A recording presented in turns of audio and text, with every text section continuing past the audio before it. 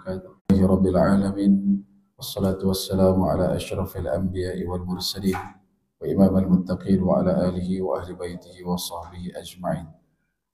أشهد ونشهد أن لا إله إلا الله وحده لا شريك له، وأشهد ونشهد أن محمدا عبده ورسوله لا نبي بعده. إن الحمد لله نحمده ونستعينه ونستغفره ومن شرور أنفسنا ومن سيئات أعمالنا من يهده الله فلا مضل له ومن يضلل فلا هادي له. سبحانك لا علم لنا إلا ما علمتنا إنك أنت العليم الحكيم، وتب علينا يا مولانا إنك أنت التواب الرحيم. اللهم إنا نسألك فهم النبيين وحفظ المرسلين وإلهام الملائكة المقربين. اللهم أغننا بالعلم وزينا بالحلم وأكرمنا بالتقوى وجملنا بالعافية.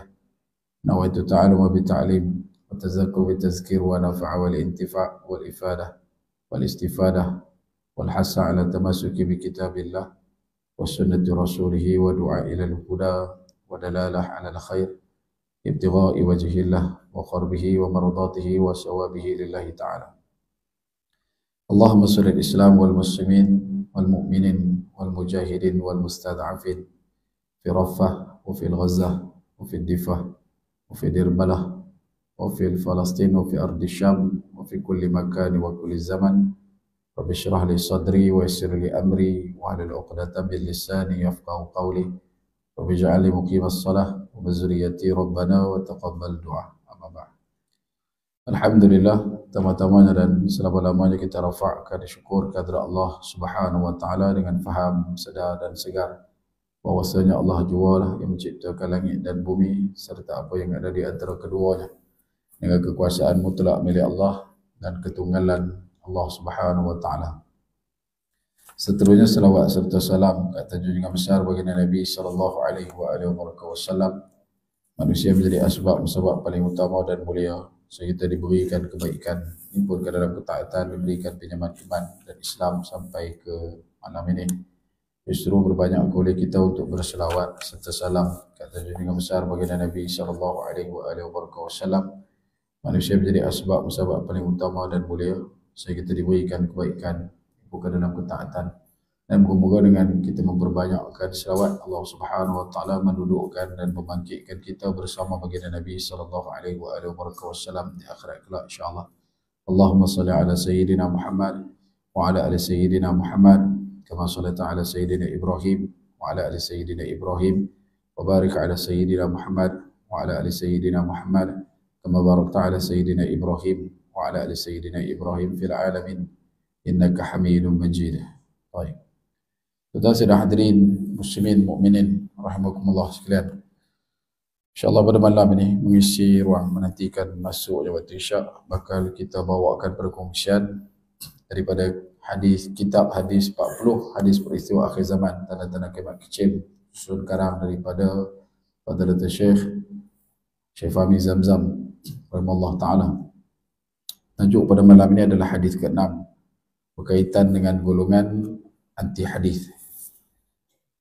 Hadis yang diriwayatkan daripada Abu Daud dan juga Ibnu Majah, jalur daripada Sayyidina Miqdam bin Ma'ad Qarib radhiyallahu anhu. An al-Miqdam bin Ma'ad Qarib radhiyallahu anhu anna Rasulullah sallallahu alaihi wasallam qala يشك الرجل متكئا على أريكته يحدث بحديث من حديثه فيقول بيننا وبينكم كتاب الله عز وجل فما وجدنا فيه من حلال استحللناه وما وجدناه فيه من حرام حرمناه ألا وإنما حرم رسول الله صلى الله عليه وسلم مثل ما حرم الله. Daripada Miqdam bin Ma'ad Qarib radhiyallahu anhu berkata bahwasanya Rasulullah sallallahu alaihi wasallam bersabda, hampir tiba satu zaman di mana seorang lelaki sedang duduk bersandar di atas kerusi kemegahannya, lalu disampaikan orang kepadanya sebuah hadis daripada hadisku, maka dia membalas perkataan tersebut dengan berkata, pegangan kami dan pegangan kamu hanyalah kitab Allah, yakni Al-Quran. Apa yang dihalalkan oleh Al-Quran kami halalkan, dan apa yang diharamkan oleh Al-Quran kami haramkan. Kemudian Nabi SAW melanjutkan dengan menyatakan, ala wa inna ma harrama Rasulullah SAW mithlu ma harrama Allah. Bahkan apa yang diharamkan oleh Rasulullah SAW sama hukumnya dengan apa yang diharamkan oleh Allah Subhanahu wa taala. Disebutkan dalam keterangan oleh Abu Syekh Fahmi Zamzam, laki-laki dimaksudkan dalam hadis ini adalah seseorang yang mengingkari kedudukan hadis sebagai sumber hukum yang kedua setelah Al-Quran. Katanya ia hanya percaya kepada Al-Quran sahaja dan baginya hadis bukan menjadi sumber hukum dan tempat rujukan. Pada hakikatnya golongan ini adalah golongan yang tidak percaya kepada Al-Quran dan juga tidak percaya kepada hadis, kerana orang yang mendustakan salah satu daripada keduanya sama dengan mendustakan kedua-duanya. Dan sebenarnya kita tidak akan dapat memahami Al-Quran jika tidak kembali kepada hadis Nabi SAW. Ini disebabkan kerana Al-Quran banyak menyebutkan garis-garis besar ajaran Islam dan dalam bentuk yang global, manakala hadis pula ialah yang berfungsi untuk merinci isi dan kandungan ayat-ayat Al-Quran tersebut serta yang menerangkan segala permasalahannya yang sulit-sulit. Golongan ini dianggap telah keluar dari ikatan agama Islam, maka hendaklah kita berhati-hati dari mereka. Hadis yang keenam yang dimuat masuk oleh Abu Syekh Fahmi Zamzam rahimahullah ta'ala adalah berkaitan dengan satu perkara yang menjadi tulang belakang kekeliruan dan apa yang disebutkan sebagai kecelaruan akidah yang pada hari ini tampak semakin galak dan agresif. Betapa baginda Nabi SAW pada bukti nubuah baginda Nabi SAW menyebutkan akan tiba satu ketika ada orang dengan megah dia menyatakan betapa yang dia pegang hanya Quran. Yang disebutkan kata ulama, bila Nabi SAW menyatakan yushikur rajul muttaki'an ala arikatihi, iaitu dia duduk bersandar atas kerusi kemegahan pada barang yang dia megah, sama ada harta ataupun posisi jawatan ataupun keilmuan ataupun keturunan ataupun apa sahaja yang membuatkan dia megah. Maka bila disampaikan padanya berita berkenaan dengan hadis Nabi SAW, barang perkara yang besar maupun yang kecil, maka dia akan mengatakan bainana wa bainakum kitabullah azza wa jalla. Yang aku pegang cuma Quran saja, selain daripada itu tidak. Bahkan kelompok ini adalah kelompok yang begitu ramai sebenarnya wujud selepas daripada zaman para sahabat secara khusus. Namun daripada perjalanan sirah menyebutkan betapa kelompok ini sebenarnya sudah pun ada sedari dari zaman Nabi SAW secara konteks, iaitu kelompok yang menentang perkataan Nabi SAW. Sebagai contohnya Al-Harith dan juga Akhnas bin Syuraiq, yang mereka berusaha untuk mengada-adakan perkataan-perkataan tertentu bagi membayangkan ataupun membenamkan perkataan-perkataan Nabi SAW, seperti mana pada ruang yang kita pernah sebutkan berkaitan dengan Musailimah Al-Kadzdzab, begitu juga dengan Al-Aswad Al-Ansi. Kelompok ini mereka cuba untuk menenggelamkan hadis Nabi SAW dengan mengatakan perkataan itu adalah perkataan yang tidak ada kebaikan dan tidak ada nilainya di sisi kemanusiaan. Dan mereka pula disebabkan labeling ataupun usaha mereka membunuh karakter hadis, maka mereka keluarkan hadis yang berteraskan daripada pemikiran mereka. Antara disebutkan dalam peristiwa bagaimana Ka'ab bin Al-Ashraf yang mengaku pada awal asal nak membantu Nabi SAW, tapi pada akhirnya duduk sekali membantu Musailimah Al-Kadzdzab, dan dia banyak memberikan buah fikir kepada Musailimah untuk mengeluarkan hadis-hadis tertentu mengikut ritma dan juga kaedah bahasa baginda Nabi SAW, dan kemudian diletakkan cok mohor di belakang itu adalah hadis daripada dia. Perjalanan kaedah itu, kata ulama, adalah merupakan satu perkara yang juga menjadi asas kepada berlakunya gerakan ataupun wujudnya golongan anti hadis. Antara lain disebutkan juga bagaimana kelompok ini menjadi kumpulan yang boleh membawa manusia dengan jumlah yang begitu ramai adalah dikarenakan mereka ini merupakan golongan yang bukan golongan yang biasa-biasa. Mereka juga adalah golongan yang disebutkan sebagai golongan intelektual. Tetapi disebabkan megah dengan ilmu, maka mereka merasakan hadis itu tidak perlu. Cukup takat kajian yang berhenti pada ayat Al-Quran. Sebab tu kita pernah poin disebutkan berhadapan dengan kelompok ini pada satu ketika, kurang lebih dalam belasan tahun yang lepas, yang agak ramai juga di belah tempat kita.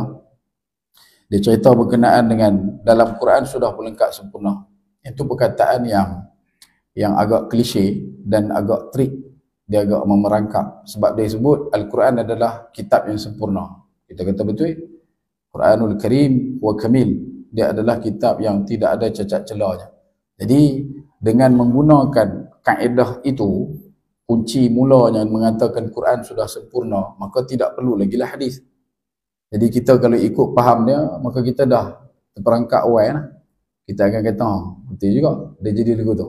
Sedangkan Al-Quran ini adalah kitab besar yang memberikan kepada kita barang tajuk utama menjadi hamba Allah Subhanahu Wa Taala. Yang tu aja. Tetapi bila main perintah Allah dalam Quran, kita akan jumpa banyak yang Allah Taala sebutkan betapa Nabi SAW itu adalah qudwah. Nabi SAW adalah uswah. Nabi SAW adalah satu titik yang perlu untuk diittiba'. Fattabi'uni yuhibbukumullah. Ayat-ayat ini memberikan satu penarafan betapa Al-Quran dengan kesempurnaannya dan kemuliaannya, dan ditambahkan lagi dengan kemuliaan Rasulullah SAW, maka barulah menjadi orang yang beriman dengan sebenar-benar iman. Apatah lagi dalam rukun iman yang kita sedia maklum, wujud 6 rukun utama, apa yang disebutkan sebagai aqaidul iman. Beriman kepada Allah, beriman pada malaikat, beriman pada kitab, beriman kepada nabi-nabi dan rasul, hari kiamat, dan juga apa yang disebutkan sebagai qada dan juga qadar. Al-qadr khair wa syarri min Allah. Bila sebut tentang beriman pada nabi dan rasul, percaya kepada semua, termasuk perkataan, termasuk larangan, termasuk diam, termasuk suruh, termasuk tunjuk. Apa yang ada pada nabi, itu juga adalah hujah untuk kita jadikan sebagai santunan dalam kehidupan, menjadi hamba Allah yang benar-benar beriman dan umat baginda Nabi SAW yang mengikuti rapat setiap apa yang Nabi SAW tunjukkan. Tetapi disebabkan oleh kedudukan fikir yang kadang-kadang merasakan lebih cerdik, yang hari ini kita jumpa, dia main bukan lagi dengan gerakan yang seperti disebutkan dalam kitab GAH. Sebab GAH ni dulu dia tidaklah dikenali sebagai GAH. Kalau di Malaysia dulu dia main dengan satu terma yang disebutkan sebagai nama dia Forum Iqra. Forum Iqra ni dibuat oleh orang yang begitu terkenal berkaitan dengan anti hadis, iaitulah Kasim Ahmad. Kalau tuan-tuan ingat, dia meninggal tahun 2017 di Kulim. Jadi satu isu yang besar kerana pada waktu itu pemfatwaan yang dikeluarkan oleh negeri Terengganu telah memutuskan betapa ajaran Kasim Ahmad adalah sesat. Bila semua negeri bersetuju dengan fatwa tersebut, maka kekal perkara itu sehinggalah menunggu untuk Kasim Ahmad menyebutkan kalimah taubat ataupun dia mengaku dan dia mengisytiharkan diri dia bertaubat, dan benda tu tak berlaku sampailah tahun 2017. Maka bila jadi kematian, pihak Jabatan Agama tak boleh nak urus sebab kedudukan dia dikira sebagai bukan lagi Islam, dan kita pula nak urus jenazah mesti Islam. Kenapa tak boleh urus? Sebab dalam buku dia sebagai contoh tahun 84, hadis satu penilaian semula yang masih lagi kritikalkan ulasannya oleh sekalian banyaknya kelompok-kelompok yang so-called intelektual ni. Antara benda yang dibawakan oleh mereka adalah berkaitan dengan apa yang disebutkan ibadah solat. Mereka kata solat ini adalah benda yang diwujudkan oleh baginda Nabi SAW, bukan dalam Quran. Sebab dalam Quran dia tak sebut mula-mula nak solat kena buat apa. Even untuk berwuduk sekalipun dalam Quran surah Al-Ma'idah, Allah Ta'ala nyatakan cuma perkara yang rukun. Basuh niat basuh mukanya, tangan siku, kepala dan kaki. Habis itu tak mai pun basuh tangan, kumuk, istinsar, isu berkenaan dengan basuh telinga tak ada. Ulang sebanyak 3 kali tak wujud. Jadi setiap benda tu bila dia tolak hadis, maka apa yang disebutkan sebagai praktikal ibadat automatik akan ditinggalkan. Dan sebab itu kelompok ni depa banyak guna kepala otak. Depa banyak guna untuk orang kata apa, keilmuan. Sampai ke tahap buka puasa pun depa berdiri pada titik yang disebutkan sebagai kalau buka puasa kena tunggu gelap. Sedangkan dalam hadis Nabi sebut gelapnya sebagaimana, kedudukannya macam mana, bagaimana dikirakan waktu yang dikatakan itlaq, dan juga apa yang disebutkan sebagai terbenam matahari itu. Ada dia punya kaedah. Sampai ke tahap kelompok batiniyah juga termasuk orang yang menggunakan dalil yang dibawa oleh golongan anti hadis.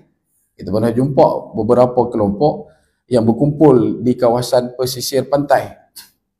Dulu kita duk kerap jumpa di Pulau Sayak bulan puasa. Duduk tunggu tepi tu dan masuk waktu maghrib, kita tahulah tenggelam matahari. Terbenam matahari tu habis Mana kata jengwe yang cahaya biji matahari tu dah tenggelam, masuklah maghrib. Bolehlah tibai kurma esok tayuk. Mereka tak makan. Mereka kata kena tunggu gelap dulu. Tunggu gelap ikut cuaca juga. Kena musim pema. Hak yang awan dia cerah.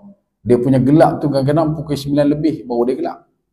Tambah-tambah kalau pok-pok ni pituk dekat belah Iceland, dia letak dekat Norway, tak buka puasa sana. Pasal di sana ada aurora. Dekat sana ada biasan cahaya yang terus bercahaya sepanjang malam.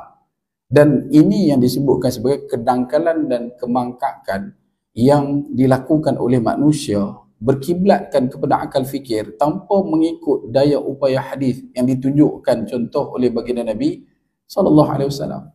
Sebab tu bila kita interrogate dengan pihak mereka, antara benda yang akan keluar pada mereka bukan dalil. Sebab tu sepanjang waktu kita berhadapan, kurang lebih tak lama, dalam 7-8 tahun, kita dapati rupanya dengan kelompok ni rugi untuk kita bawakan dalil. Rugi. Sebab kita akan berdalil pada ini disebutkan sebagai sumber Quran, hadis, kemudian ijma', qiyas dan sebagainya itu. Dan benda tu bila main sumber kedua, mereka tak terima lah. Mereka nak cari tak mana ayat yang kita tutup aurat, tak mana yang tulis dekat situ, labuhkan pandangan ke dada-dada mereka, ke bawah dada mereka. Ada tak dia mak tutup kepala? Dan gerakan itu juga yang menjadi asas kepada pembinaan watak sistem Islam. Forum SIS, kalau tuan-tuan tengok dia memang banyak guna tu lah. Dia akan pakai nama forum SIS. Kalau Kasih Ahmad dia guna nama forum Iqra, dan dia lebih kepada apa yang disebutkan sebagai penelitian secara halus berkenaan ayat-ayat Allah Subhanahu Wa Taala. Sama juga dengan kemunculan kelompok seperti mana Nabi palsu, Cikgu Kahar dan sebagainya. Kahar mengaku sebagai Nabi. Antara sebabnya adalah menggunakan fikir untuk menakrif ayat daripada surah Yasin dengan mengatakan Rasul yang disebutkan dalam surah itu adalah merujuk kepada diri dia. Sampai ke tahap dia keluarkan surat hantar ke Jabatan Agama Islam Selangor betapa dia telah meletakkan jawatan sebagai Rasul Melayu. Terserah pada Jabatan Agama nak lantik siapa pula. Sampai tahu tu. Nak abang terkemas balik lah. Buat ni. Sebab itu bila kita jumpa dengan kedudukan mereka, antara benda yang menjadi perkara pegangan di antara mereka adalah mereka akan berusaha dengan semampu mungkin untuk mematahkan setiap daripada perkara yang ditunjukkan oleh baginda Nabi SAW, terutamanya dalam bab ibadat.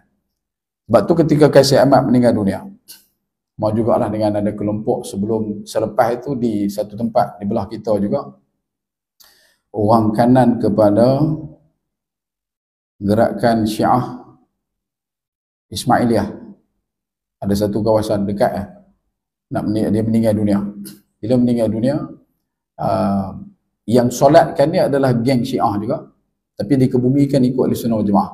Sebab kalau ikut gerakan fahaman mereka, dia punya cara untuk mengembumikan jenazah tak boleh secara liang lah. Dia kena bagi berdiri, dia kena korek bagi betul, lepas tu loncok masuk lagu tu je, tutup. Itu untuk mereka. Jadi bila dibawa bincang, maka dipersetujui sebab dia tak keluar fatwa untuk hamba Allah tu. Walaupun dia orang kanan yang dikenali dalam gerakan tersebut, bila dia meninggal dunia, maka solat kelompok mereka yang solatkan di satu tempat, kemudian dikebumikan mengikut Ahlussunnah wal Jamaah. Dan untuk kasih amat, benda tu tak boleh. Sebab dia dari fatwa sebagai bukan Islam. Cuma pada ruang yang nipis itu, berlaku lagi satu benda yang agak merisaukan. Dan ia adalah satu benda yang kita sebutkan sebagai test market. Kelompok yang tidak Islam, ajaran Kristian, mereka menawar diri untuk menguruskan pengebumian jenazah kasih amat. Jadi bila benda tu berlaku macam tu, maka perlu dikeluarkan satu lagi endorsement daripada mahkamah untuk mengesahkan sama ada di Islam ataupun tidak. Maka barulah dikeluarkan keputusan sekali lagi atas perintah Duli Amal Sultan, Duli Amal Sultan. Maka pada waktu itu Kedah keluarkan betapa dia adalah orang Islam dan dikebumikan secara Islam. Tetapi kedudukannya adalah dia punya kaedah dia tu. Dan benda ni berlaku bukan lama, tak cukup 10 tahun ni, baru 2017. Kalau tuan-tuan tengok balik dalam media sosial tu akan tengoklah dia punya kronologi dia macam mana. Sebab mereka tolak semua benda. Jadi kalau dia tak terima hadis, kita nak solat jenazah dia macam mana? Kita nak mandikan dia macam mana? Kita nak kafankan dia macam mana? Kita nak kebumikan dia macam mana? Sebab semua kaedah praktikal itu wujud dalam penyataan perkataan baginda Nabi SAW. Sebab tu jangan gah sangat dengan keilmuan yang kita ada. Kononnya kita adalah orang yang menjumpai satu trik ataupun satu kaedah baru untuk menjadi umat Islam yang sebenar. Sedangkan sudah ada contoh tauladan besar, suri utama dalam kehidupan, pemilik kepada uswatun dan juga qudwah, iaitulah baginda Nabi SAW. Bila kita ikut macam tu, yuhibbukumullah wa yaghfir lakum dzunubakum. Dua janji Allah Taala bagi kat kita. Nombor satu, hang akan dapat keampunan. Yang keduanya, kamu akan dapat cinta. Dan bukti benarnya kata ulama, kalau kamu tak dapat keampunan, kamu akan dapat cinta. Kalau kamu tak dapat cinta, kamu dapat keampunan. Yang mana kedua-duanya memiliki karakter yang sama. Nikmat yang begitu besar. Iaitu orang yang dapat keampunan bermaksud dia dapat cinta Allah. Orang yang dapat cinta Allah bermaksud dia diampunkan oleh Allah Subhanahu Wa Taala. Sebab tu kelompok ini, Abu Yahya Fahmi Zamzam, dia ingatkan betapa kelompok yang dinyatakan sebagai golongan anti hadis ini, mereka berusaha untuk memilih percaya kepada Al-Quran sahaja. Macam mana simptom-simptom dia? Dulu kita pernah jumpa golongan yang bergerak dengan kaedah percaya kepada Al-Quran semata-mata. Mungkin kita pernah sempat sebutkan kepada tuan-tuan. Golongan yang dinamakan sebagai Quranis dalam kaedah kajian akidah. Mereka ni buat macam mana? Semua benda mesti berteraskan Quran. Bila tengok pada Quran, solat berapa waktu? 3. Mereka kira-kira daripada dalam Quran sebut cuma 3 waktu. Kita tanya, kalau 3 waktu lebih kurang macam Syiah. Syiah pun ada aliran mereka yang solat cuma 3 waktu. Dan mereka tak terima Jumaat. Adalah beberapa aliran mereka. Dan macam mana kamu boleh solat kalau kamu tak ikut sunnah Nabi SAW? Sebab dalam Quran tak sebut. Dalam Quran tidak menyebutkan, bukan menunjukkan kekurangan. Tetapi nak abang kata banyak lagi benda besar yang utama. Bila Allah Ta'ala kata alladzina yu'minuna bil ghaibi wa yuqimuna as-salah. Sebab dalam Quran dia menyebutkan salat itu terbahagi kepada 2. Satu salat jamak mahdud, yang kedua salat jamak ghairil mahdud. Yang disebutkan sebagai jamak mahdud macam mana kaedah dia? As-salah, alif lam sad lam waw alif kecil ta marbutah, as-salah. Itu adalah jamak mahdud. Maksud jamak mahdud apa dia? Banyak kali dan dia terbatas jumlah bilangan dia. Apa solat tu? Solat wajib. Subuh 2 rakaat.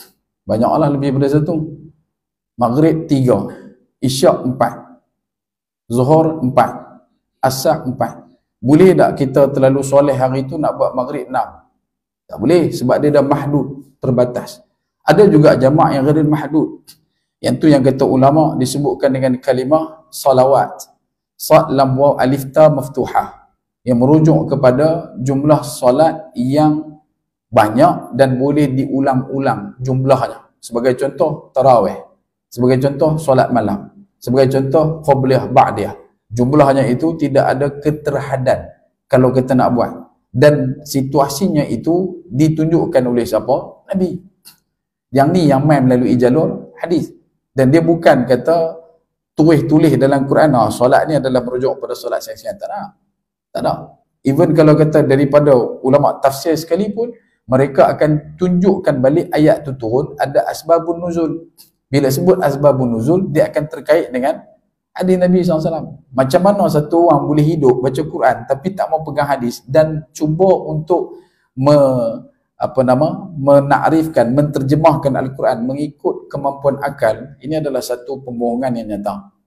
Takkan mungkin. Sedangkan Al-Quran itu diturunkan dalam bahasa Arab, Arab pula Arab yang fusah, yang Nabi SAW juga menggunakan kalimah itu, yang Nabi bercakap dengan bahasa itu. Tiba-tiba kita tak mau baca mengikut apa yang Nabi ajar. Maka itu juga salah satu perkara menolak hadis. Bahkan orang yang menerima Quran tak terima Nabi adalah orang yang tak terima Al-Quran pun. Sebab Al-Quran itu diturunkan kepada Nabi Muhammad SAW. Kalau orang tu adalah Abu Bakar As-Siddiq, Al-Quran tidak diturunkan kepada Sayyidina Abu Bakar As-Siddiq. Al-Quran tidak diturunkan kepada Sayyidina Ali. Al-Quran hanya diturunkan kepada Nabi Muhammad SAW. Tak kira siapa pun, kalau kata Quran, mesti kepada Nabi SAW. Sebab Nabi adalah pemilik kepada khairul khalqillah, khairul anam, khairul ibad, yang disebutkan sebagai semulia-mulia makhluk, semulia-mulia hamba Allah Subhanahu Wa Taala. Dan itu yang menjadi kedudukan, keutamaan betapa Al-Quran mesti disanding-gandingkan dengan hadis. Adakah keperluan kita untuk menilai kelompok yang memegang Al-Quran ini adalah satu kelompok yang terus sesat? Sebagai ulama kata tidak, melainkan sekiranya mereka benar-benar mengatakan Quran itu boleh diturunkan kepada sesiapa, termasuk orang yang selain Nabi SAW. Jadi dia duk sangka kata Quran tu boleh pergi dekat siapa-siapa pun. Cuma benda tu berlaku di zaman Nabi, maka jatuh kat Nabi. Proses kaedah fikir sama macam Syiah. Sebab Syiah mengatakan Quran tu turun dekat Nabi SAW kerana malaikat Jibril salah alamat. Malaikat Jibril sila ambil location ke apa ke, dia pergi jumpa dengan Nabi SAW. Dan disebabkan perkara itulah akhirnya kelompok Syiah ini, mereka mengatakan Quran yang ada itu tidak cukup sempurna.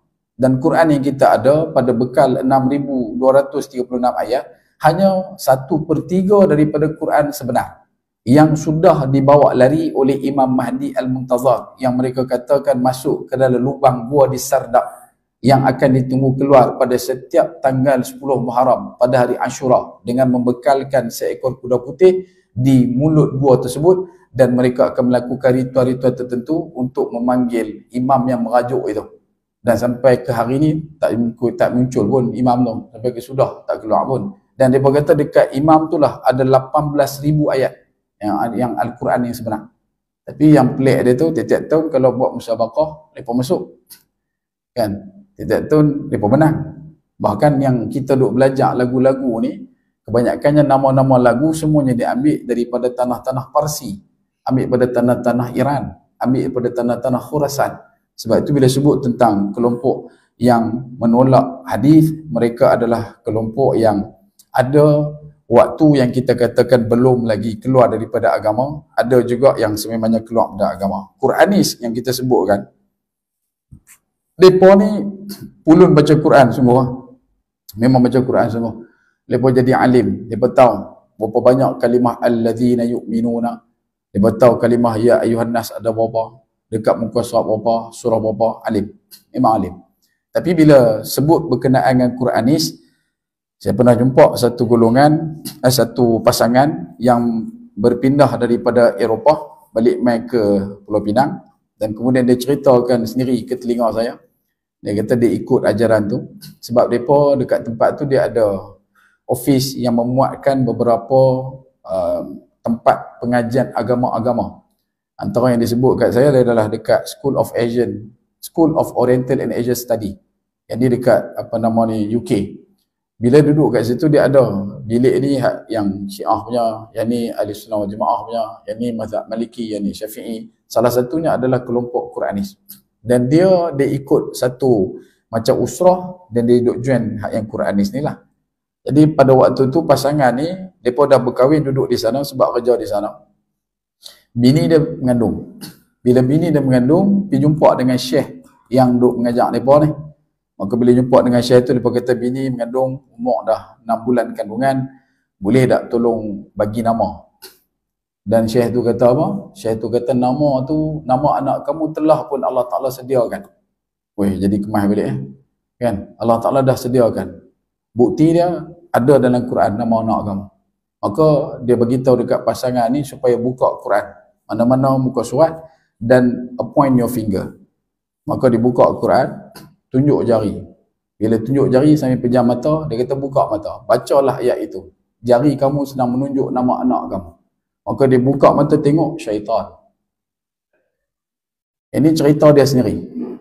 Kemudian kali kedua, dia kata kamu mungkin ada tidak yakin, usaha untuk keluarkan perkara itu. Seperti mana yang Allah Ta'ala sebutkan, qad aflaha man zakkah. Dia sebutkan saya ayat tu. Maka dia terbuka balik, dah dia tahu tengah takut jumpa, dia buka ujung-ujung sikit. Buka kali kedua, sama juga, syaitan. Jadi peninah. Dia kata mungkin kamu ni ada masalah, cuba buka kali ketiga. Ini yang terakhir. Buka kali tiga, dia buka depan. Buka depan, fasajada illa iblis. Kalimah iblis tu. Lepas pada tu, dia pun ruyuk balik ke Malaysia. Dia kata saya baru tahu, kata itu ajaran sesat. Tu pun mujuk pasal anak kena bubuh nama syaitan. Kalau tak bubuh nama syaitan, sebab tu kita habaq kelompok ni dia akan bawa satu lagi pemahaman yang kita duk hadap juga. Iaitu mereka mengatakan Nabi SAW sedang mengarabisasikan kita. Gerakan Islam tu adalah gerakan untuk mengarabkan. Sedangkan kita kata tidak. Nabi mengajak kita membawa Islam itu untuk mengislamisasikan. Beza. Arabisasi dengan islamisasi beza. Dia tak sama. Kalau islamisasi, kita boleh tengok macam mana kita hidup dengan rangkuman kedudukan mengikut sunnah Nabi SAW. Apa yang Allah Ta'ala perintah, apa yang Allah Ta'ala larang. What do and don'ts. Apa yang telah ditetapkan oleh Allah. Tapi kalau Arabisasi, maka kita pun akan ikut perangai, kaedah, cara sama cara. Bukti yang paling mudah, nak abang kata kita ni diislamkan, bukan diarabkan. Tuan-tuan duduk di Pulau Pinang, ataupun tuan-tuan lahir tahun 50, tuan-tuan lahir tahun 70, tuan-tuan lahir tahun 80. Ada tak kawan-kawan tuan-tuan, pak dia bubuh nama Abu Jahal? Ada tak? Ada tak kok tak ada Abu Jahal bubuh nama Abu Lahab? Kita dapat anak jantan kali ni, kita sedap bubuh nama Abu Lahab. Ada tak? Pasal tahu apa? Pasal kita tahu nilai islamisasi tu. Tapi kalau kita nak sebut kata Arabisasi, bubuh je lah. Apa masalah? Even keturunan di Arab di zaman Nabi SAW, ada yang disebutkan sebagai keturunan Al-Kalbi. Keturunan anjing. Ada siapa bubuh nama anak Kalbi? Dia silap pun dia sebut kata kalbu dah. Dia nak sebut qalbu tapi pitulis K jadi kalbu. Kan? Bubuh pula nun, kalbun. Ha, elok, anjing tu. Nak sebutnya kita bukan diarabkan tetapi kita diislamisasikan. Tetapi kelompok ni dia akan bangkit dengan membawa nilai itu dengan mengatakan kita telah diporak-perandakan mengikut agama Arab. Padahal tidak. Kita adalah orang yang beragama Islam mengikut agama Allah Subhanahu Wa Taala yang Allah Taala iktiraf, iaitu inna dina innallahin Islam. Sebab tu kita sebutkan juga dulu perangkap mereka akan tanya dekat kita satu soalan yang menunjukkan kebodohan. Dia akan tanya antara agama ni dengan agama kita, agama sekian-sekian dengan agama Islam, agama mana yang paling benar? Maka kita pun dengan mudah kita akan kata agama yang paling benar adalah Islam. Dan mereka kata betul. Kita dengar macam normal lah. Padahal tak normal. Sebab apa? Sebab agama yang benar itu Islam. Dia tidak agama yang paling benar. Dalam hidup kita tidak ada agama yang paling benar. Kalau kita mengaku kita Islam adalah agama yang paling benar, itu juga adalah satu kelencongan yang sedang dicelarukan oleh pihak mereka. Sebab kita telah pun mengiktiraf semua agama. Semua agama tu kita kata benar, tapi yang paling benar adalah Islam. Padahal tidak. Yang lain bukan agama. Yang lain cuma duduk dalam takrif waliyadin. Lakum dinukum waliyadin. Untuk hampa agama hampa. Kalau macam tu mereka agama, puluh ambil gambar. Tapi untuk kami ada agama kami, iaitu agama yang diiktiraf sah di sisi Allah. Inna dina innallahin Islam. Dan nilai ni, hari ni kita nak sebut, susah. Sebab ada gerakan dan gelombang yang begitu kuat membadai masyarakat dengan membawa penarafan agama itu semuanya duduk dalam keadaan yang sekata dan berimbang. Mereka menunjukkan kesaksamaan agama. Duduklah dalam mana-mana agama pun semua agama bawa benda kebaikan. Tidak benar. Yang ni kita juga sebutkan betapa jangan pernah downgrade istilah-istilah agama kepada orang yang tidak beriman. Sebagai contoh tawakal. Tawakal ada dengan orang Islam ya. Tawakal ada dengan orang Islam ya. Tak ada dengan orang yang tidak beriman. Yo, dia ni tawakal semua dah ada. Kalau dia tak Islam dia tak tawakal. Dia bukan dikira sebagai tawakal. Yang tu optimis. Kalau kata dia, kita kata dia ni tawakal tak. Dia adalah orang yang tidak berputus asa. Itu betul. Tetapi kalau kita sebut kata tawakal, tawakal tu ala Allah. Cuma Allah saja. Orang yang ada connection dengan Allah. Begitu juga dengan amanah. Amanah tak ada dengan orang yang tidak beriman kepada Allah SWT. Sorry to say. Sebab apa saya kata macam tu? Sebab Allah kata macam tu. Yang ni disebutkan laisal bir, kata Allah. Tidak dikira baik mana-mana orang. Tiba-tiba kita kata orang tu baik. Dengan taraf itu, penarafan itu kita bagi, bukan Al-Quran bagi. Kita kata orang ni adalah orang yang berakhlak. Dia tak beriman tapi dia berakhlak. Merepek. Akhlak hanya mendampingi orang yang beriman kepada Allah. Sebab akhlak itulah santunan Nabi SAW. Khuluqil azim, datang daripada Nabi SAW. Habis tu dia punya ni baik. Yang tu etika lah. Dia etiket. Dia satu orang yang beretika. Good manners, behavior. Dia adalah orang yang good character. Dia adalah orang yang kita sebutkan sebagai beradab. Ya. Sebab tidak ada nilai akhlak kepada orang yang tidak beriman. Cuma disebabkan oleh downgrading tu berlaku dengan leluasa oleh kelompok-kelompok tertentu, terutamanya dalam gerakan anti hadis, maka hari ini kita nampak kecelaruan itu sudah mula mewarnai kehidupan masyarakat. Kita dah duduk dalam keadaan meletakkan kalimah iman kepada orang yang tidak beriman, dan kita meletakkan kalimah tak iman kepada orang yang beriman. Ini adalah satu perkara yang perlu untuk diperhalusi. Kemudian disebutkan juga kumpulan Quranis pada hari ini yang kita sebutkan juga sebagai golongan anti hadis. Simptom mereka adalah baru ni saya sebut dekat satu tempat, dia jual di TikTok satu jar apa nama bekas kaca tu. Kemudian dekat luar ni dia letak label. Dia letak label, dia bubuh warna.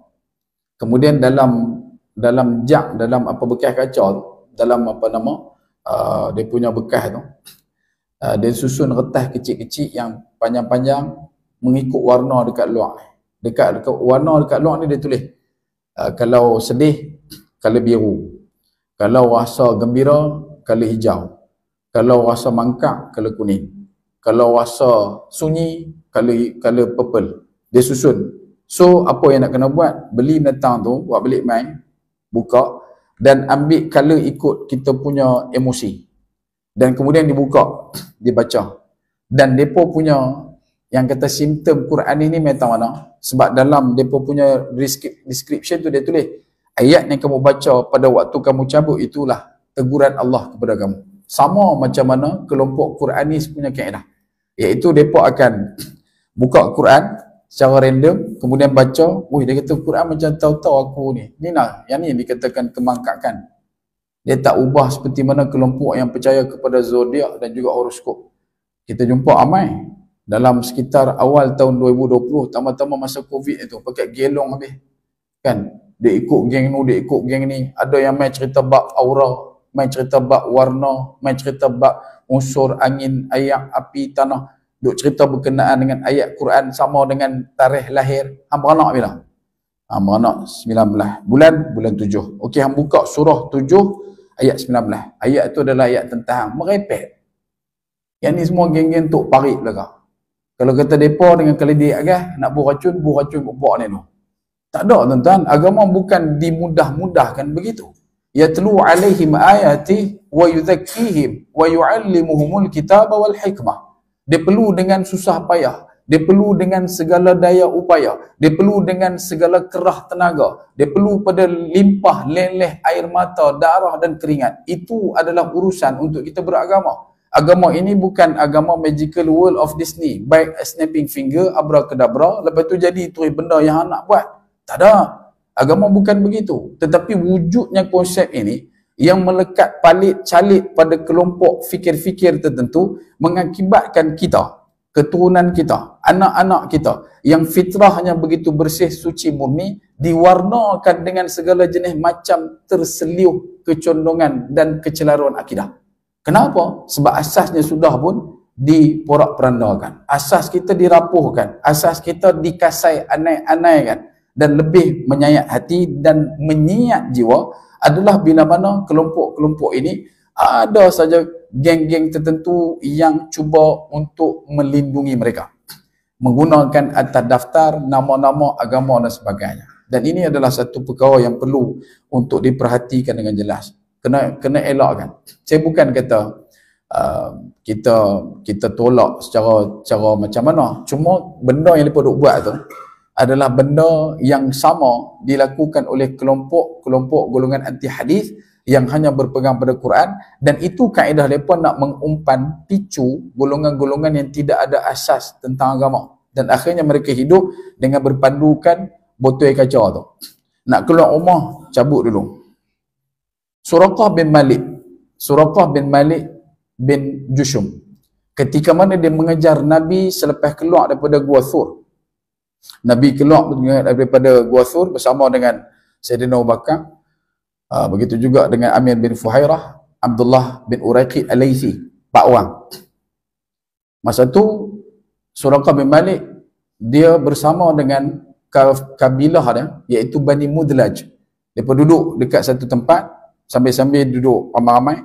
Tiba-tiba kata Suraqah bin Malik, datang satu orang lelaki mengatakan kepada aku, wahai Suraqah, tadi aku nampak di kawasan sekitar Qudayd, iaitu kawasan yang menuju ke sebelah pantai barat kota Mekah di bahagian selatan, aku nampak macam ada orang.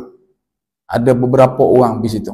Mungkin itu adalah Muhammad sallallahu alaihi wasallam dan juga sahabat-sahabatnya. Kata Suraqah bin Malik, bukan. Yang kamu nampak itu adalah Sipulan bin Sipulan.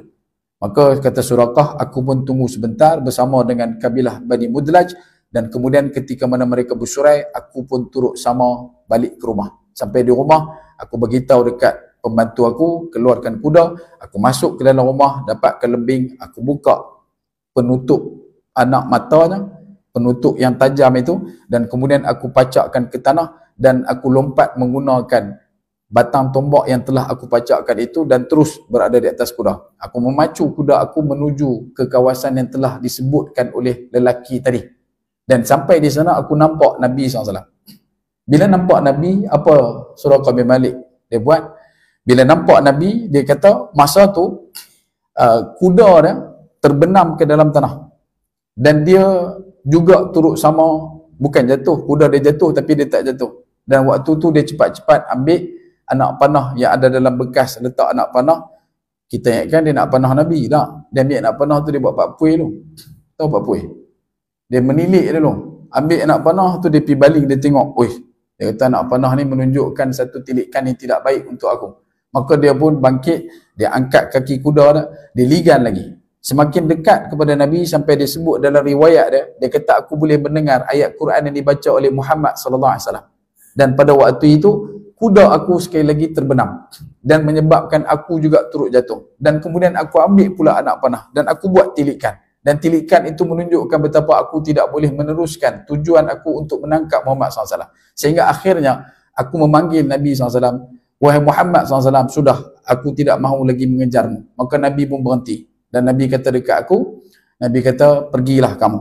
Dan dia kata dekat Nabi SAW, berikan aku surat dhaman, surat jaminan. Betapa kau yang menyuruh aku untuk meninggalkan kamu. Takut nanti Nabi beritahu, kata, jumpa Suraqah, tapi Suraqah tak tangkap aku pun. Mungkin Suraqah sedang melindungi aku. Yang tu fikir Suraqah. Yang nak abangnya apa? Kelompok musyrik, mereka sampai ke tahap begitu, mereka sanggup untuk buat tilikan. Macam guna anak panah tu. Dan kita hari ini diajak dengan sebotol kaca untuk tengok nasib hidup kita berpandukan ayat Al-Quran. Macam patuh syariah. Tapi padahal tak patuh syariah pun. Kita adalah orang yang menghancurkan sunnah dan menghancurkan hukum syarak. Sebab tu jaga-jaga. Ada law duk jadi trending, buku berkaitan dengan ayat Al-Quran, kemudian dia bubuh warna pada setiap helaian tu tadi. Dan dia tanda macam tu juga. Dan jualan dia sudah pun melebihi ratus ribu pieces. Ratus ribu punya buku. Dan orang dia tu pun cukup terkenal. Dan crowd yang duk banyak beli adalah anak-anak di universiti. Dan mereka suka kepada healing tu. Kan? Orang kata healing ni, ala bi dzikrillah tatma'innul qulub. Hanya dengan ingat Allah hati akan tenang. Dengan jalan yang macam mana? Kena usaha untuk bergabung dan bersambung dengan orang-orang soleh. Mai ke masjid. Kalau nak tahu hati kita tenang tak tenang, mai masjid. Kalau mai masjid tengok, ustaz ni tak habis lagi ke? Tak tenang kan? Maka dia kena cek lagi. Dia kena cek lagi. Dan ketenangan tu dia akan mai. Bila mana? Bila kita hadir dan kita hudur kerana Allah Subhanahu Wa Taala. Ni bukan pasal apa hari ni kita jumpa, kerana Allah Ta'ala yang tentu takdir kita nak berjumpa. Kalau bukan kerana izin Allah, saya pun tak ada kat sini tuan-tuan. Kan? Sebab itu, bila sebut tentang golongan anti hadis, simptom yang kita sempat untuk rekod dan kita jumpa pada hari ini adalah begitu. Antara lain, kurang lebih dalam kesimpulan sahaja, kelompok yang ditandakan ini adalah golongan yang cuba untuk menyatakan kepada kita boleh hidup pun tanpa menggunakan hadis. Dan kita sampai hari ni kita pun pelik. Bukan pelik dekat orang yang cakap tu, orang yang ikut. Bukan kata kita nak gelak kat mereka, tak. Nak habaq kata Rabbana la tuzigh qulubana ba'da idh hadaitana adalah satu unjuran utama yang Allah Ta'ala perintahkan dalam Al-Quran untuk kita kena minta. Sebab taufik, hidayah, burhan adalah nikmat pemberian Allah. Dan bila sebut nikmat, sifat nikmat ni tuan-tuan kena faham. Dia dana yadunu dunia sementara. Dia takkan boleh duduk kekal dengan kita. Bila sebut nikmat, mesti sementara. Wa man nu'ammiru nunakkisu fil khalqi afala ya'qilun. Semakin tambah usia, maka Allah Ta'ala kata apa? Kami akan kurangkan. Nikmat usia bertambah, maka kita akan kurang banyak. Kurang apa? Gigi kurang. Kan? Kulit cekang tu kurang. Ingat tu kurang. Rambut tu kurang. Jadi kurang pasal hang dah meningkat usia, tambah usia, yang lain semua kurang. Jadi bila sebut tentang situasi berkenaan dengan kelompok-kelompok anti hadis ni, mereka akan usaha sungguh-sungguh bagi tahu dekat kita Quran ni dah cukup dah untuk kita. Sedangkan kita tahu betapa Quran tidak akan duduk dalam keadaan mudah untuk dilihat dengan sempurna kalau bukan melalui pandang Nabi sallallahu alaihi wasallam. Bahasanya, nilainya, kaedahnya, sirahnya, balaghahnya, mantiknya, semua adalah apa yang ditunjukkan, yang dituntun oleh baginda Nabi sallallahu alaihi wasallam. Sebab itu bila kita sebut tentang kelompok ini, mereka tidak ada dalil pun. Cuma pasal bila ada orang ikut depa tu yang kita jadi macam pasal apalah hangpa ni jadi legutung. Maka ulama kata salah satu bila mana kita tidak menebalkan rindu cinta kepada Allah dengan minta, ya Allah, janganlah engkau cabut semula hidayah yang telah engkau campakkan kepada kami. Sebab hidayah ni dan juga perkara yang disebutkan sebagai taufik dan burhan, dia bersifat nikmat. Bila kata sifat nikmat, kalau kita tak tambah syukur, maka dia akan membuat kita kufur. Bila dah banyak jelaga kufur, maka hati kita, misbah pelita hati kita akan mula kabur untuk melihat kebenaran. Pandangan kita bukan lagi basirah, pandangan kita bukan lagi nur, pandangan kita mungkin hanya duduk dalam qalbun dan sadrun, antara dua tu je. Dia tak boleh nak pi pandangan yang lebih tetap dan tepat. Kenapa? Sebab kita merasakan cukup takat sekali bersyahadah, maka sampai mati kita adalah iman. Sedangkan tidak. Syahadah itu adalah tajdid. Dia kena dibaharukan. Dia kena di-renew selalu. Sebab tu setiap hari kita ada salat. Wajib salat. 9 kali kita mengucap dalam salat kita. Salah satu ulama kata, kenapa ada syahadah dalam salat? Sebab nak renew kita punya iman. Dia nak kena usaha untuk memperbaharui iman. Dan kenapa benda tu perlu dilakukan? Sebab hidayah Allah Ta'ala bagi, taufik Allah Ta'ala bagi, burhan juga Allah Ta'ala bagi. Apa beza hidayah, taufik dan burhan? Hidayah ini adalah letusan, ledakan. Kita buat pengislaman ni, kita jumpa banyak konsep yang berkaitan dengan hidayah tu dengan lebih jelas. Habis syahadah, menangis. Habis syahadah, dia jadi orang yang gembira. Habis syahadah, dia rasa lega. Tanya pasal apa? Sebab dia kata, benda ni dah lama saya simpan, dan bila saya dah habis ucap syahadah, saya mengaku saya Islam, saya rasa benda tu dah terlepas beban. Maka ulama kata itu adalah hidayah. Taufik apa dia? Taufik petunjuk. Bila sebut petunjuk macam mana? Macam mana tuan-tuan tengok signboard dekat tepi jalan. Nak pergi Al-Ustaz, ada signboard dah. Bila tak ada signboard, kita jadi raplah. Yang tu. Jadi bila satu hari kita tak dapat maklumat ataupun taufik daripada Allah SWT, maka kita jadi risau gelabah. Itu yang disebutkan sebagai taufik. Bagaimana pula dengan burhan? Burhan ni, kalau kata syahadat, kalau kata hidayah, kita tahu tempat Al-Ustaz. Kalau kata taufik, kita jumpa signboard Al-Ustaz. Burhan, marshal, escort. Boleh faham? Ada escort duk bawa kita untuk pergi sampai ke Al-Ustaz dengan jalan yang mudah. Yang tu mai daripada mana? Mai daripada Quran, mai daripada hadis, mai daripada ijma', mai daripada qiyas, mai daripada masalah mursalah, mai daripada istihsan, mai daripada amal ahli Madinah, mai daripada amal ahli Kufah, mai daripada amal ahli Mekah. Banyak benda-benda yang dijadikan sandaran kepada ahli sunnah wal jamaah punya pendalilan. Itu yang disebutkan sebagai burhan. Dan sebab itu jangan pernah lupa untuk terus berdoa, moga-moga Allah Ta'ala kekalkan keimanan. Mana tidak, baginda Nabi SAW menitik beratkan perkara ini sampai ke tahap sebelum kita memberi salam. Sejurus selepas kalimah fil alamina innaka hamidun majid, baca doa ya muqallibal qulub thabbit qalbi ala dinik wa ta'atik. Kenapa mereka mengikut ajaran ini? Salah satunya kata ulama adalah kerana itu. Kerana itu. Satu, Allah Ta'ala nak uji dia dan juga kita. Yang kedua, kerana dia berhenti meminta hidayah pada Allah SWT. Yang ketiga, dia merasakan dia punya keilmuan itu adalah lebih utama. Seperti mana yang berlaku kepada Qarun sebagai contoh. Bila mana Allah Ta'ala telah pun nakhus, Allah Ta'ala telah pun khasfun, menenggelam, membenamkan dia dan menutup tanah. Itu disebutkan sebagai khasfun. Qarun kena itu. Dia punya harta, dia punya berlambak. Walaupun kata ulama sirah, dia wujud di kawasan sekitar Mesir, tapi harta dia tenggelam sampai ke bertam perdana. Qarun kan? Kuat-kuat bawah pokok pelam, kita tengok ada satu duduk jumai. Harta apa tu? Harta Qarun. Qarun juga. Harta dia duduk sana, main sini tu. Nak abang kita banyak dia punya harta. Sebab apa dia jadi lagu tu? Sebab dia kata dengan ilmu, dia dapat kaut harta yang banyak. Sedangkan itu datang daripada Al-Ghani wal-Mughni. Allah yang maha kaya dan Allah yang mengkayakan. Sebab itu yang terakhir tuan-tuan. Al-Quran menyebutkan garis-garis besar ajaran Islam dalam bentuk yang global. Maksudnya lebih besar, dan Nabi SAW tunjuk kat kita macam mana nak rinci. Dia mai bagi tajuk kan. Bagi tajuk, lepas tu siapa yang tunjuk? Nabi SAW. Cerita bab solat, siapa tunjuk? Nabi SAW. Puasa, Nabi SAW. Kalau sebut kata puasa ikut Quran, min qablikum la'allakum tattaqun tu, nanti orang akan ikut puasa macam mana orang terdahulu. Yang pi 30 jadi 40, ada yang buat sampai 3 hari, ada yang buat sampai 2 minggu tanpa makan langsung. So, kenapa Nabi tunjuk? Nabi kata, aku berpuasa dan aku berbuka.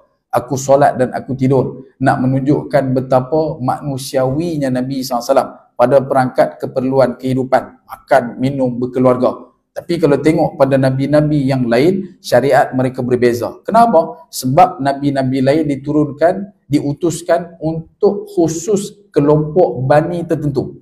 Nabi Isa AS, kalau tuan-tuan buka ayat kisahnya, dia akan banyak sebut Ya Bani Israel. Tuan-tuan buka kisah Nabi Musa, Ya Bani Israel. Bila sebut kata Nabi-Nabi lain, dia akan ada kaum dia. Nabi kaum Nuh, kaum Nabi Lut, dia ada kaum dia. Dan memang mereka menumpu dan tertuju hanya untuk kabilah itu, untuk kaum itu. Tapi untuk Nabi kita tidak. Rahmatan lil alamin. Nabi kita adalah rahmat seluruh alam. Sebab tu Al-Quran ayatnya akan duduk dalam 2 frasa. Ya ayuhan nas, ya ayyuhalladzina amanu. Satu untuk seluruh manusia, satu lagi untuk orang beriman. Kenapa? Nabi kita adalah Nabi kepada 2 umat. Umatul da'wah dan umatul ijabah. Siapa umat ijabah? Kita yang beriman. Siapa umatul da'wah? Orang yang belum lagi Islam. Mereka juga adalah umat Nabi SAW. Tapi pada nilai itu. Dan sebab itu tuan-tuan, untuk kelompok gerakan anti hadis, apa yang boleh disimpulkan di sini adalah betapa kelompok ini akan sentiasa melakukan pengkayaan ataupun kaedah-kaedah baru untuk mencari mangsa-mangsa yang mudah untuk diperkotak-katikkan. Tak kira melalui jalur yang mana, dan yang boleh kita sebutkan di sini, senantiasalah memberikan perhatian dengan siapa anak-anak kita berkawan, dengan siapa mereka cenderung untuk mendapatkan ilmu, dengan siapa mereka rasa selesa untuk berkongsi rasa dan juga rahsia, dengan siapa mereka sentiasa jadikan sebagai tuntunan dan juga santunan dalam hidup. Kalau mereka memilih kelompok-kelompok yang bukan daripada jalur yang ditunjukkan oleh Nabi SAW, maka bersegeralah. Bahawa ini disebutkan tentang satu isu budak umur 14 tahun bawa arak pergi sekolah. Bila bawa arak pergi sekolah, cikgu tangkap, cikgu tanya apa siapa bawa arak. Dia kata dia punya artis idaman dia, artis pujaan dia dalam satu rancangan drama yang disiarkan dekat satu platform drama besar di dunia ni. Dia kata dalam tu dia punya artis pujaan dia kalau gelisah akan beli ayak tu. Dan ironinya dan dahsyatnya, ayak tu dijual di 7E. Ayak tu dijual di 7E dan ayak tu adalah arak. Memang arak. Memang ada alkohol. Dan kemudian tanya pasal apa duk beli, pasal apa minum. Dia kata dalam TV tu, dalam gambar tu dia tunjuk artis tu dalam film, dalam drama tu bila gelisah minum ayak tu. Bila gelisah minum ayak tu. Hanya dengan melihat demikian, dengan rasa cinta dan emosi yang terlalu dahsyat kepada artis pujaannya, dia sanggup untuk dapatkan benda yang sama dan buat benda yang serupa. Dengan fahamnya, itulah jalan untuk menghilangkan kerungsian. Dan benda ni bukan benda yang pelik. Elon Musk, tuan kenal Elon Musk? Elon Musk kenal? Saya kenal dah, tapi dia haram tak kenal saya lah, kan? Dia kaya bang, Elon Musk, pemilik Tesla. Kita Tespan pun nak beli pikir 2-3 kali. Dia pemilik Tesla. Dia pemilik kepada SpaceX yang nak hantar orang buat rumah di Marikh. Dia kata dalam kempen dia 2 bulan lepas, dia minta supaya dunia, mana-mana orang hentikan subscribe ataupun melanggan satu produk TV nama dia Netflix. Sebab dia kata dalam Netflix tu adalah satu gerakan yang wujud untuk bagi anak-anak kita ni terdedah pada satu proses menerima biasa setiap perkara berkaitan dengan LGBT dan juga segala jenis bentuk keruntuhan moral. Elon Musk ni tak Islam. Dia duduk di sebuah negara yang memang habis mangkap kejahilian dia. Dia duduk dalam nilai yang tidak pernah dahinya sampai ke sejadah, tak bayar zakat, tapi dia pun risau dengan kejahilian yang dibawa oleh Netflix. Tapi kita hari ni jadi tak ada masalah apa bab tu. Dan duk rasa kata benda tu adalah benda yang selamat, sedangkan itulah racun yang sedang dibawa masuk ke dalam rumah. Kerana dulu kita nak jaga anak, tak pergi keluar rumah. Lah nak jaga anak, jenuh paksa suruh dia keluar. Punya tak mau keluar. Pasal dia bina titik selesa dinding-dinding kubu bahagia dalam rumah dia dengan anasir dan unsur-unsur yang berbahaya.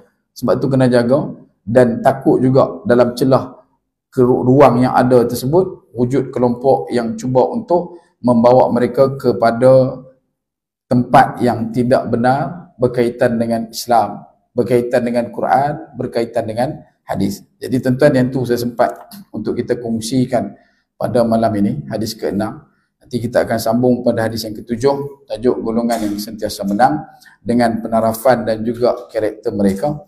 Dan doakan terus kepada saudara kita di Palestin, di Gaza khususnya, kerana masih lagi dibunuh oleh kelompok laknat tersebut.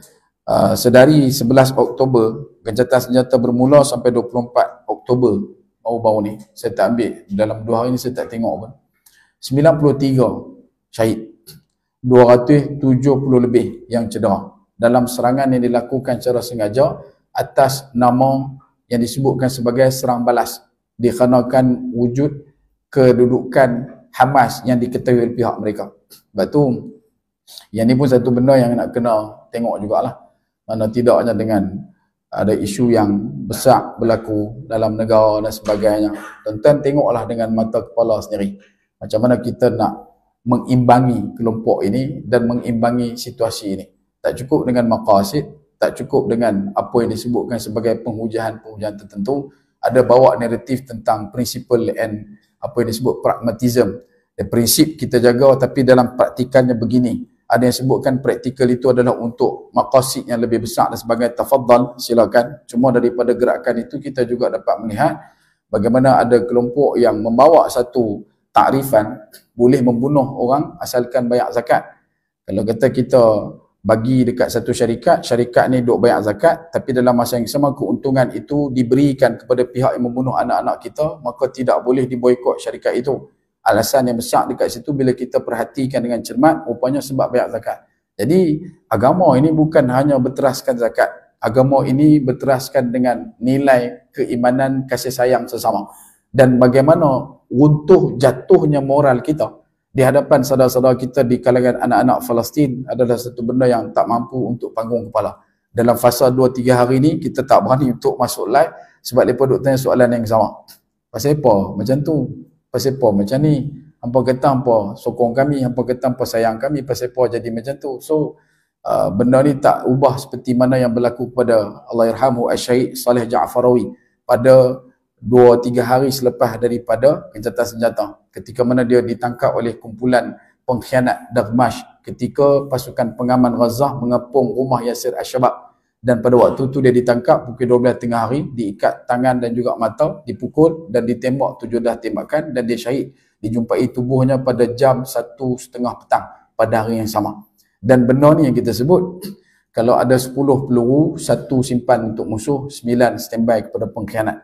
Dan ini yang kita selalu ingatkan, karat besi, hina besi kerana karat, hina bangsa kerana khianat. Karat besi boleh dirawat, bangsa khianat, bangsa terbangsat. Bunga kemboja patah kelopak, hujung layu, pangkal pun layu. Jangan jadi si hulu kapak, asal kayu, memotong kayu. Jadi orang yang ada prinsip, hidup jangan mati melutut, bangkit menentang setiap daripada ketidakadilan dan juga kezaliman. Kerana natijah kebaikan Allah Ta'ala sedang persiapkan untuk kita di akhirat kelak, insyaAllah. Kita doakan moga-moga Allah Subhanahu Wa Ta'ala jualah yang memberikan kebaikan kepada kita semua, bagi pertolongan, kekuatan pada sahabat kita di Gaza secara khususnya. Dan kalau ada kebaikan, tolong saya lebarkan. Kalau ada keburukan, tolong jauhkan. Bak kita patah, sedap makan dikunyah-kunyah, sedap kata diulang-ulang. Mohon maaf di masa tuan-tuan. Terima kasih atas perhatian. Dan akhir kalam, sekecil-kecil ikan pasti ada isinya, sebesar-besar ikan pasti ada tulang. Aku liqauli hadha wa astaghfirullahal azim wa lakum wa lisairil muslimin wal muslimat wal mu'minin wal mu'minat fastaghfiruh fa yafadhal mustaghfirin. Wassalamualaikum warahmatullahi wabarakatuh. Wallahu ta'ala a'lam.